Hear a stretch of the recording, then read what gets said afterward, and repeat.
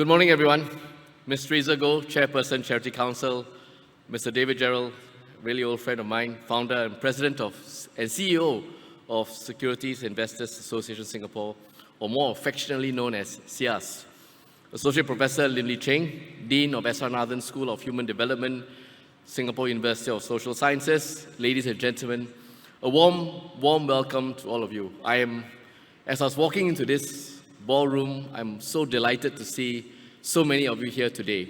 And I think the point I made to Teresa as I was walking in is this underscores the importance of the topics that we're going to be discussing today and the importance that you ascribe to sharing thought leadership, experience, and ideas and innovation with one another. And I'm very glad to see that happen today. I want to start by making a few words of thanks. First, to David and his team from SIAS for supporting and co-organizing this year's conference with the Charity Council. Your team has helped us indeed to reach out to a much wider audience. David said about 500 people today. I think there's probably a little bit more. And some of your board members have also stepped up to become moderators and panelists for the conference. And I'm sure that the charities will benefit greatly from your very practical insights and experiences, bringing greater impact to the community, to the charity sector. I want to also make a special thanks to the speakers and panelists for so generously coming forward to share your experience and to share your thought leadership. This is really going to be an important, impactful conference. I would also like to thank SUSS for continuing to be this year's conference knowledge partner. Your expertise and commitment to education has been a tremendous asset to our charity sector. And speaking of education, I was just chatting with Teresa earlier. I think we need to make education a bedrock and something that we think of as a lifelong thing. It's not just lifelong learning in terms of skills development, but for all of us as we look after the charity, look at governance, and look at governance in the context of newer issues, evolving issues in today's society. I think we need to think of constantly how we upgrade ourselves, how we keep ourselves knowledgeable and plugged into developments around the world.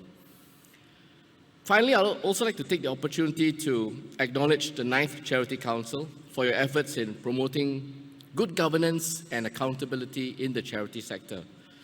I think it really goes without saying that openness, transparency, strong governance, accountability, these are all not just good to have concepts, but they're really the currency of trust.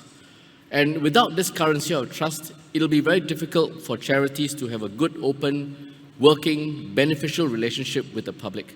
And so it is really important that we stand by these principles. And as we think about the different issues that we are confronted with today, and look at how we can remodel ourselves, improve, we must always keep these concepts as the foundational bedrock of what we want to achieve. This morning, I will speak on a few changes that we would like to see that will enhance our framework for good governance. And as I speak about them, you will see that what we are trying to do really is, over the years, as our charity sector has matured, with more self-governance, with more rules and regulation, with lifting the standards overall of charities, we hope to be able to see a little bit of flexibility at the margins so that the charities can be innovative and have a little bit of working room to start thinking of what they want to do a little bit out of the box. And I'll touch on that in a moment. But I wanted to end my thank you section by also acknowledging the many who have stepped forward, stakeholders in the sector, those who have more experience or different experiences in the sector, stepping forward to share ideas with us on how to strengthen Singapore's role as a philanthropy hub. Let me first start with the fundamental point about achieving high governance standards. I said earlier that we've got a maturing charity landscape. This, coupled with our efforts over the many years to strengthen trust, promote good governance in the charity sector, I think the government has moved towards a more balanced disclosure regime for house-to-house as well as street collections for registered and also exempt charities. This new regime, as you know, aims to strike a balance between the need for transparency and accountability and the need to minimize administrative burden on charities. And we recognize implicit in what I said earlier about innovation, we recognize that sometimes in trying to put top-down rules governing charities, it's very good, but at the same time, it can cause a big burden on smaller charities especially. So we are very mindful of this and very conscious, and what we want to do is to try and strike a very good balance, achieving both at the same time. So it's important, therefore, that there are still safeguards to help members of the public make informed decisions about their donations. And remember, I said that trust with the public is one of the key foundational pillars of a charity's relationship with the public. Charities are itself encouraged to put in place adequate processes and internal controls to ensure compliance with the disclosure regime when conducting public fundraising appeals. And by working together, we can ensure that charities will be able to operate effectively and efficiently while also maintaining the trust and confidence of the public. Second, let me say a little bit about the philanthropy landscape in Singapore, which has been evolving over the years. There's in fact a growing interest in impact investing and social entrepreneurship, with an emphasis on greater collaboration and deeper partnerships, an increasing focus on diversity, sustainability, and also inclusivity. In this landscape, grant makers play a significant role in the overall philanthropic sphere and contribute to the national drive to build a more caring and inclusive Singapore. They support charities by providing financial support, advocating for change, and also providing guidance and expertise in many cases. For example, Quant Age Advancement Initiative has supported our local universities to conduct research on climate adaptation and develop essential tools that enable organizations to make informed decisions on when and how nature-based adaptation measures are important in mitigating the upcoming and ongoing climate threats. As part of Singapore, developing Singapore as a regional philanthropy hub, the COC's office will be making changes to the existing guidance on regulation of grant makers. That includes the following. 1, retaining the current guideline of requiring grant makers to apply some of their funds in Singapore without hard-coding a minimum percentage. Second, allowing the conduct of non-grant making activities limited to 10% of the grant maker's activities and subject to certain safeguards. Third, we will be allowing disbursements through non-grant instruments, for example, social impact bonds, loans, etc., limited to 10% of the grant maker's activities, and again also subject to certain safeguards. These changes, in our view, help to promote the good work of grant makers, giving them a little bit of flexibility, as I mentioned at the outset, but still fundamentally maintaining the core principle of transparency, governance, and strong sense of accountability. These changes, we hope, will clarify the parameters of the scheme and ensure that our regulatory framework remains relevant and effective in supporting and promoting the good work of our grant makers. These changes will come in force at the start of the new year, next year. Second, let me talk a little bit about the risk management toolkit, which I'm sure many of you are familiar with, or if not, you should be familiar with. I spoke about innovation earlier. All innovation, all change, and whenever you try and push the envelope or try and be out of the box, they do come with a little bit of risk because you're doing something differently from before. There's sometimes no precedent for it.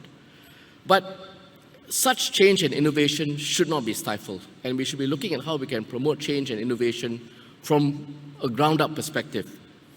Charities that are willing to innovate, as I said, push the boundary, push the envelope, try new things, are often better positioned thereafter to better address evolving social issues and thereafter make a positive impact on them. But it is also important at the same time to strike a balance, to manage these risks carefully and effectively, at the same time keeping in mind the fundamental ethos that charities must all subscribe to. So having a strong risk management framework can empower charities to proactively identify, assess, and mitigate potential risks that could impact their own operations, their reputation, and also their financial performance. A risk management toolkit for charities was first developed in 2016 to guide charities on their journey, their own self-journey towards better risk management. With changes from COVID-19 and the economic uncertainty that has brought about, as well as the ongoing and in fact increasing geopolitical conflicts, charities are themselves facing more demanding risks that require a broader and more effective risk management strategy, one which also looks at some of the evolving paradigms that we see the sector facing today. An extensive risk management survey for charities was conducted early this year, and I want to thank all the respondents who participated so positively and actively in the survey. The findings tell us that there has been a significant improvement in the sector as compared to the 2016 survey. However, most charities are still establishing the foundations of a sustainable risk management program and need more guidance on their journey. As such, the Charity Council, KPMG in Singapore, and also SIT, Singapore Institute of Technology, have developed a supplementary risk management toolkit for charities. It provides the next step or the next bound of guidance to improve and mature charities' own ERM, enterprise risk management practices. It is, as I said, designed as a supplement to the 2016 toolkit. Additional templates have also been included in this toolkit, and the lessons look back specifically at lessons from COVID-19.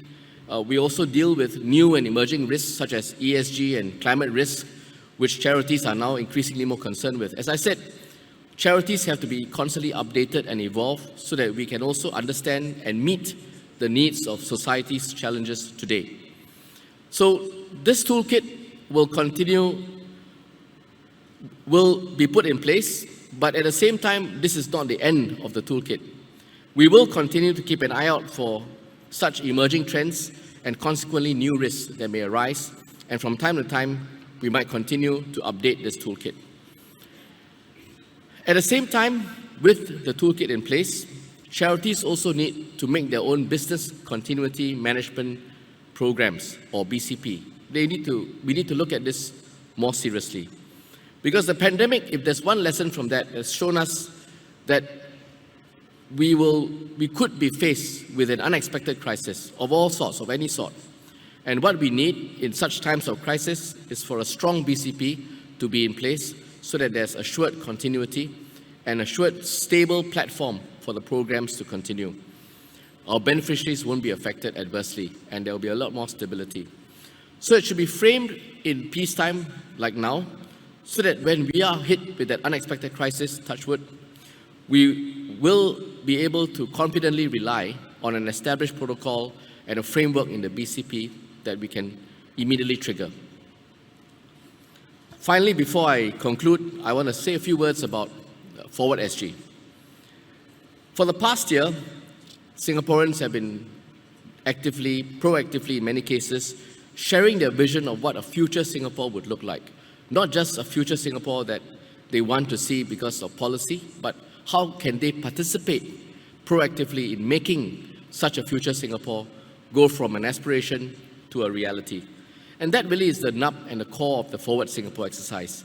And again, a couple of weeks ago, we finalized our report, we launched it, we explained what the 6 pillars of Forward SG stand for and how they interact with one another and how they become the foundational pieces of a new Singapore and the plans for a new social compact in Singapore. At the heart of this social compact is the idea or the notion that we all have a responsibility to contribute to the well-being of our communities. It is the idea that no one exists as an island, that we are all interconnected, that we all can and should contribute to the well-being of one another, and the fundamental idea that for us to make Singapore truly inclusive and accessible, all of us have a role in doing that. And I would say that this concept applies, if not equally, much more strongly in the charity sector. The charities embody this idea entirely. And your work, each and every one of you, in the work that you do, in the space that you do, in the beneficiaries that you touch daily. Your work complements the government's efforts to help foster greater social cohesion, a sense of belonging, a sense of community through volunteerism and community service. So all of you run organizations that in itself might be small, large, doesn't matter, but collectively the social impact is tremendous, creating a very positive societal impact. The government will commit to continuing to provide opportunities and assurances for charities and communities to contribute in your own way. And we recognize that we want you to contribute in your own way because each of your charities, each of your beneficiaries, you're all serving a different segment of society. And as collectively, we can become greater than the sum of our parts.